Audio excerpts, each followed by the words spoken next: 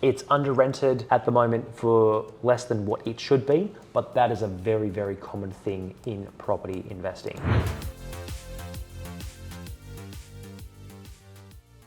What I mean by that, it's currently rented for $380 till July.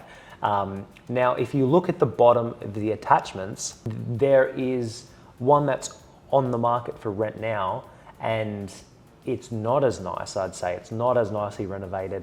They've took a photo of it, but that's stuck in between two other townhouses. We've got an end-in townhouse where there's only got one neighbour. You've got side access. That one's like stuck in between two other townhouses. But that already rented out for $480 and it had like many applications. So like this one, you probably get $480, $510, $520 even for it. Again, it's only rented for $380 at the moment because the rental market has gone up so much over the last 3, 6, 12 months. And this is where you can feel free to call any real estate agent in Perth and they'll tell you like the rental market's crazy and it's jumped up so much. That's the only downside that someone would see. I don't see it as a downside though, because the way I personally look at it, let's say rental lease finishes in July. So that rent after July, it will and must automatically go up to market value. This property wouldn't settle because buying a property usually takes about a month and a half, roughly. So this wouldn't even probably settle till March, maybe the second week of March. April, May, June, you really got 3 months. And then the difference from, let's say even $480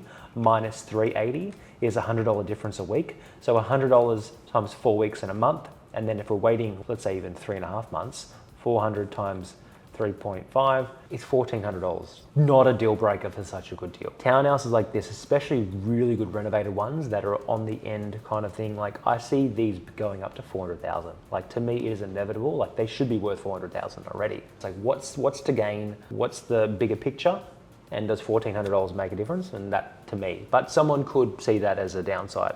But I don't. Mentioned in the book 30 Properties Before 30 that you read, like it probably mentioned multiple times, it probably was rented originally when I bought it for $250 and then the rent got bumped up to $300 a week. And it's just normal, like that always happens. And it's not like we're putting it up above and beyond what it should be. Even if that one's $480 and it's not even as good, even if you get $480, you're doing them a favor. The renters at the moment, like they're literally offering above what like the advertised price says just to secure something because that's how high the demand is.